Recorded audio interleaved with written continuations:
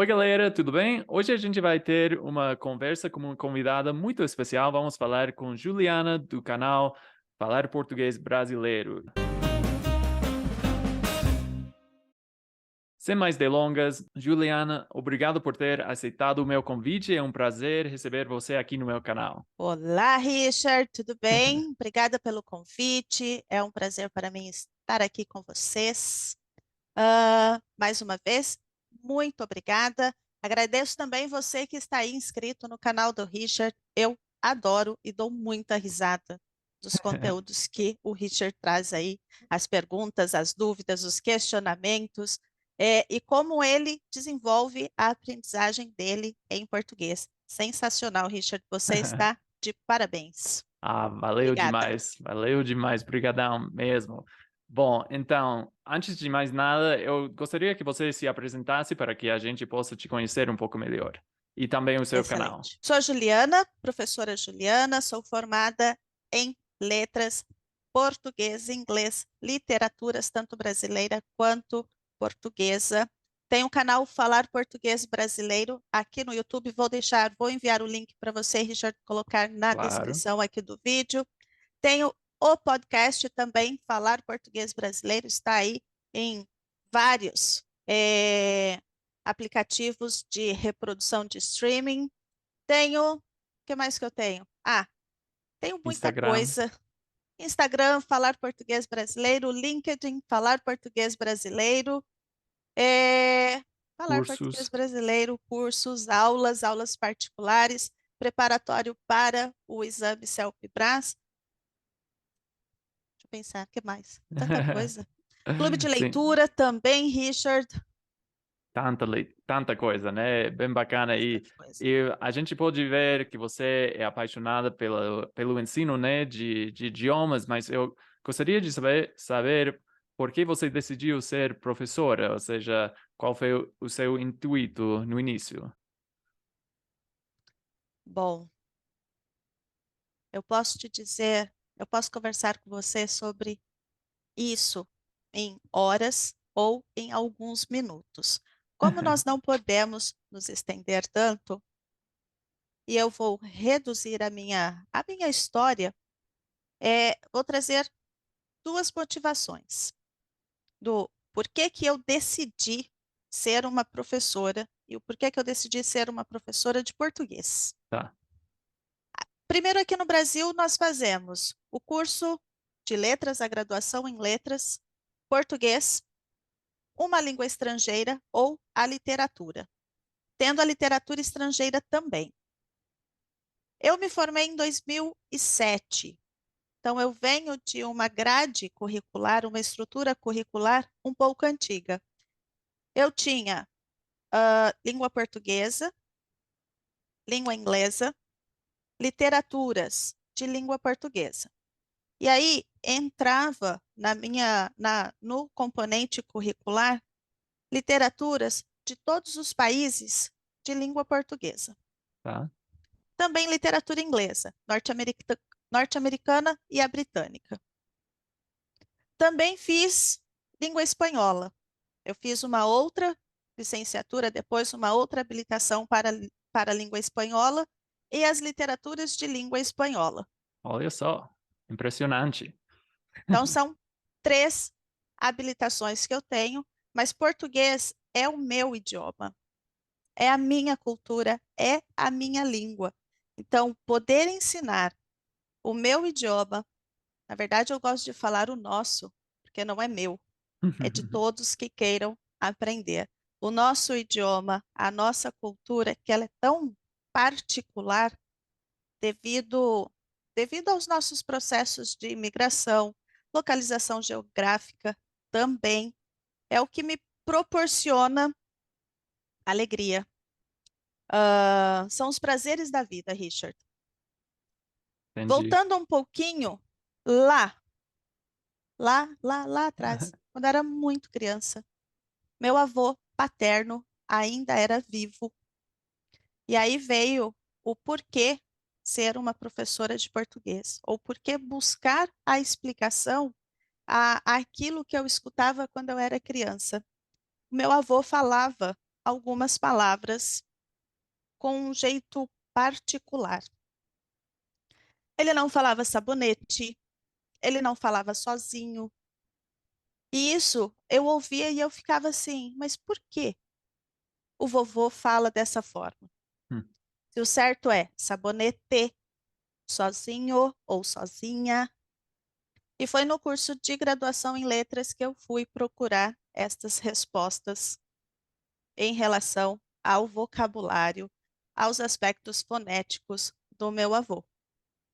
tá. Agora a parte divertida também Uhum, de por que um curso de licenciatura e não outra profissão, tendo em vista que estamos no Brasil, todo mundo sabe, se não sabe, vão saber agora, e a profissão docente, professor, ela é desvalorizada, como hum, na maioria do mundo, né? pois é. Professor tem férias 2 vezes por ano. E eu queria ter férias 2 vezes por ano. Então, por isso também essa questão, a motivação da infância e ter férias 2 vezes por ano, as férias de verão, as férias de inverno. Tá, beleza. Faz 3 anos que eu não tiro férias, Richard.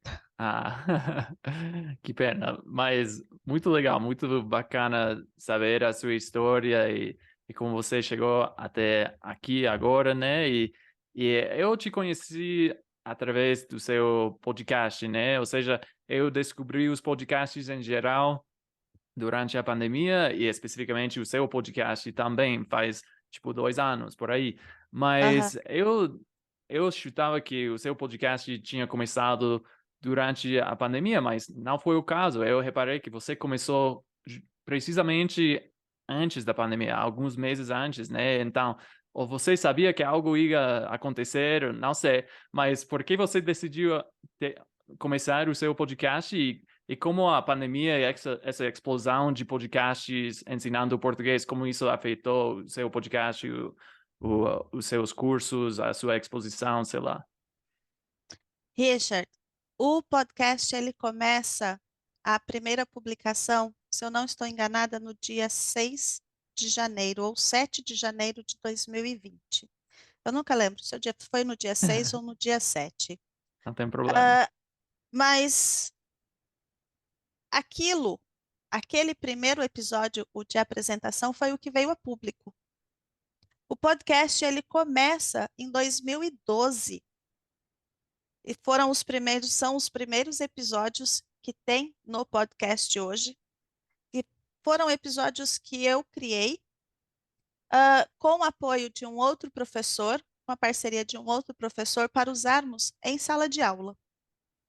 Tá. Então, eu pedi autorização para esse colega para usarmos esse material que nós tínhamos.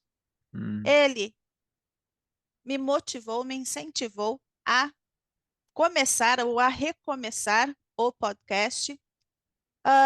Eu revisei o texto e fiz a gravação. Fiz algumas adaptações também, porque antes gravávamos em 2 pessoas e uhum, ali eu estava sozinha.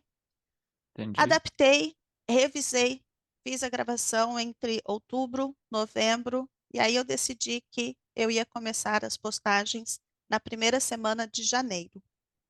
E foi o que aconteceu. Acho que 2 meses depois que veio a pandemia. De fato, eu não esperava. Acho que ninguém esperava, né? Claro. Uma essa pandemia, todo mundo em casa. Eu vi, observei que surgiram muitos materiais, muitos podcasts, mas fazer um trabalho com um podcast, falo da minha experiência, que era pouca, Hum, é muito trabalho. tá. Manter isso daí é mais trabalho ainda. Eu faço com um compromisso, e é o mesmo compromisso que eu tenho com os meus alunos, é o mesmo compromisso que eu tenho com a minha profissão, é o mesmo compromisso que eu tenho com a minha responsabilidade em relação a Falar Português Brasileiro. É a minha empresa hoje, que também existe desde 2014 e não estava ativa. No segundo semestre de 2019, eu decidi que eu iria sair da sala de aula convencional da educação básica brasileira, que era onde eu estava atuando maior parte do tempo. Eu fazia alguns serviços voluntários com um grupo de venezuelanos, mas foi nesse momento que eu decidi que, para o próximo ano, eu não estarei mais na escola. Eu vou trabalhar de casa, eu vou ativar o Falar Português Brasileiro de fato. Eu sei o que nós temos de materiais, e eu sabia que essa questão do áudio podcast era muito pouco. Então, vou trazer os episódios que eu já tenho para divulgar o meu trabalho. Hoje eu tenho mais de reprodução em mais de 170 países e são mais de 330 mil players ao longo desses Olha 3 só, anos. que Continuo legal. com o mesmo compromisso de todas as segundas trazer um episódio. Às vezes eu falho, mas naquela semana, terça, quarta, quinta, se eu estiver com alguma coisa, problemas surgem, claro. O ano passado eu tive um problema com a questão da criatividade mesmo. Eu fiquei Uhum. 2 semanas, 3 semanas sem postar nada, mas eu Um chá de trabalho cadeiro, né? exatamente o chá de cadeira da criatividade. E aí que eu peço ajuda também aos ouvintes, e tem sempre alguém sugerindo algum tema, mandando alguma coisa para mim. Eu sou muito grata a tudo isso que foi construído. No episódio dos 320 mil players, eu falo que eu não tinha uma audiência construída, ninguém conhecia falar português brasileiro, eu não tenho uma mesa bonita, daquelas que a gente vê em podcasts no YouTube. Não, eu faço o podcast aqui na minha mesa de trabalho, tenho o meu microfone, mas tenho preferido gravar com este microfone aqui, por Ah, uma tá. questão do silêncio, que dá Hum. menos trabalho para o editor. E felizmente eu tenho o Patreon, que são os apoiadores do podcast, e hoje eu posso pegar esse valor que eu recebo para o podcast e aplicar, investir, contratando, pagando o Ricardo, que edita os áudios para mim, e com isso é uma coisa a menos para eu fazer. E para esclarecer, esse Ricardo não sou eu, é outro Não. Ricardo. Mas, Mas se você quiser, Richard, bom, eu não sei se sou tão esperto assim nas transcrições e tal, mas sim, saiu bem. Mas então, quer dizer que você fazia o podcast antes de que era popular, né? Você trabalhava remota antes disso se tornar o normal para todo mundo, né? Então, você já estava acostumada a essa forma de ensinar e de produzir conteúdo, né? Fornecer conteúdo. E falando Isso. sobre alguns, porque não podemos abordar todos os recursos que você fornece, né? Você falou que tem muitos, mas um deles que eu estou numa turma com você é esse curso de tipo 30 dias de 30 minutos, né?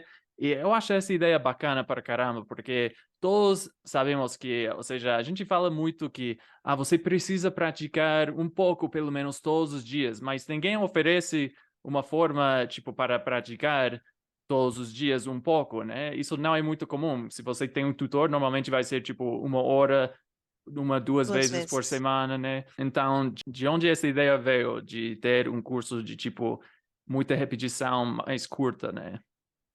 O Richard, você deu a resposta. Todo mundo fala, ninguém oferece. Exato. É a partir bom, da minha experiência, são 15 anos de sala de aula.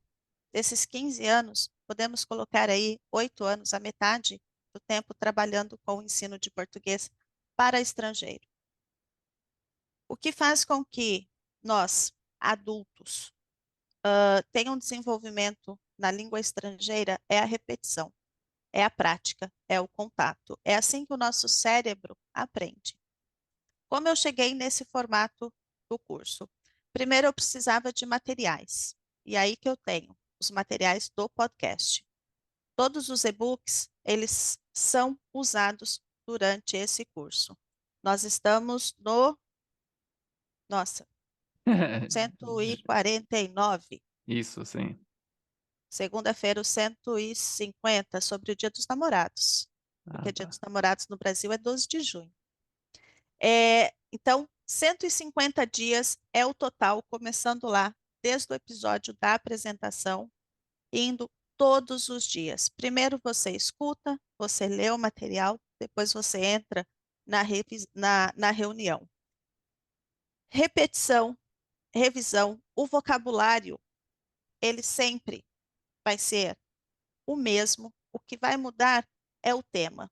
E aí que nós trabalhamos com vocês, quando estão se preparando, trabalham com essa ampliação do vocabulário. A reunião, eu entro, faço o meu papel de tutora, professora, explico aquilo que você ficou com a dúvida durante a preparação e fazemos a prática para fixação daquele conteúdo ou outros conteúdos que podem vir a surgir a partir daquela motivação. Então, a motivação, o material do podcast e depois outros conteúdos que venham a surgir durante aquela interação de 30 minutos, que para mim é o adequado. Porque Pois é. quando nós estamos em uma situação de conversa, a conversa não é mecânica, ela flui. E você, estrangeiro, aprendiz da língua estrangeira de qualquer idioma, precisa ter essa prática em relação à fluidez, à compreensão, à fala, perder a timidez, perder a vergonha de estar falando o idioma estrangeiro. Muita leitura teórica, para eu também desenhar, para eu chegar nesse plano de 30 minutos todos os dias, que pode durar 30, 60, 90, 120, 150 dias, de acordo com a sua disponibilidade. Claro, mas eu acho que 30 minutos é o tempo apropriado, né? Porque muito tempo, às vezes você não tem do que falar, né? Ou seja, você não tem uma, por exemplo, se você tem aulas com um tutor de 1 hora, talvez vocês não tenham o suficiente para falar, mas com um grupo de tipo 4, 5 pessoas, meia hora, o tempo vai voando, né? O tempo vai voando, ouvir também é uma prática, ouvir o outro falando é uma prática, e como temos várias nacionalidades, temos vários sotaques, também é um exercício para abrir o ouvido para a compreensão de outros sotaques em português. Olha o tamanho do Brasil. Nós temos diversos sotaques aqui. Claro. Então, entender o estrangeiro também faz parte do exercício de compreensão auditiva.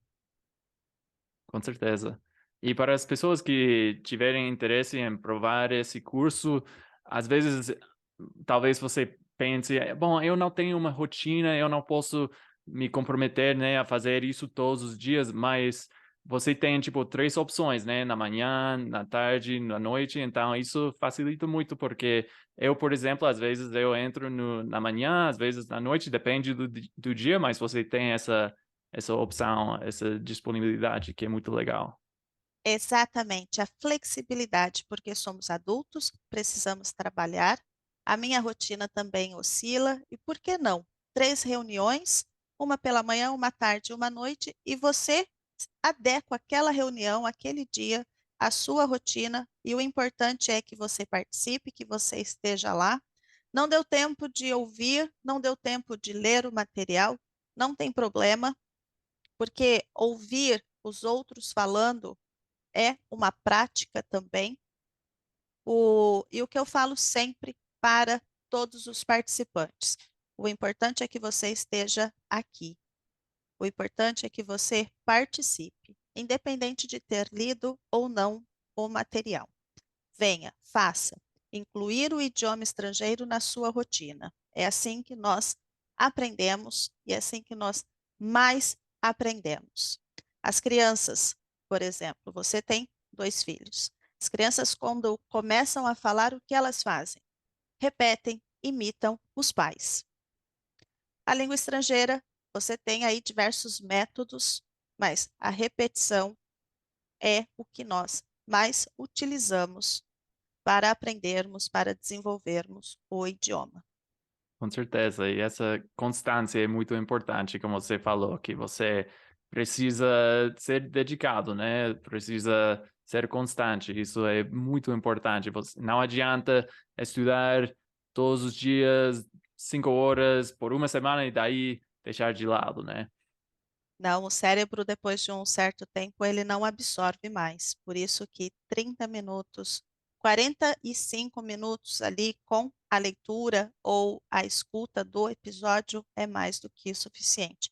Você está de parabéns, Richard, por usufruir dos 3 horários que eu ofereço aos participantes e estar ali todos os dias. Claro, claro. Valeu.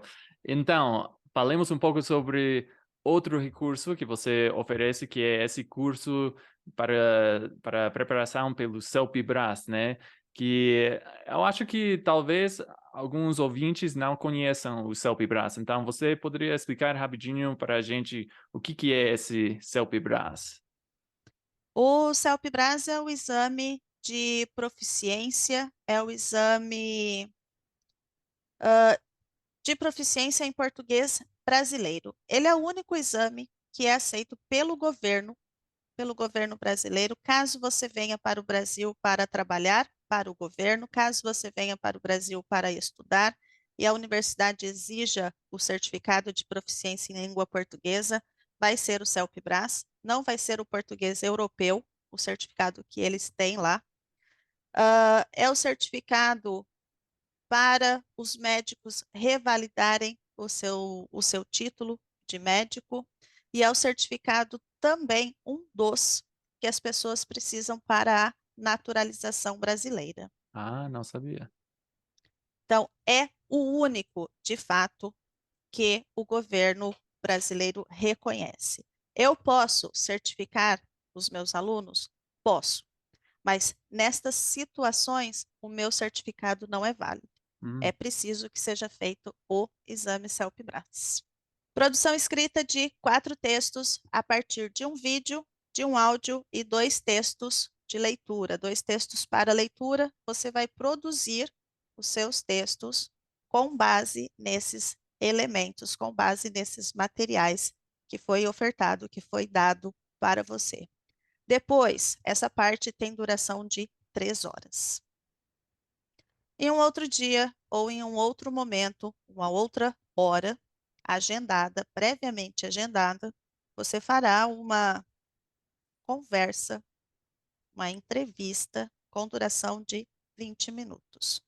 Essa entrevista com duração de 20 minutos, ela tem 5 minutos de quebra-gelo e depois 3 temas surpresa, 3 temas que você só vai descobrir lá na hora de cada um dos temas. E essa conversa ela tem duração de 5 minutos. hum. Terminou isso aí? Aguarde o resultado. Você não faz a sua inscrição para um nível de certificação, por exemplo, básico, intermediário e avançado. É a equipe CELPE-BRAS que te certifica. Básico não tem certificado, Hum. você não vai receber nada, nenhum. Muito obrigada pela sua participação. Vou enviar para você. Você tem o intermediário, intermediário superior, avançado, avançado superior, como sendo os 4 níveis de certificação do exame CELPE-BRAS, tá? Entendi. Vai fazer o CELPE-BRAS, Richard?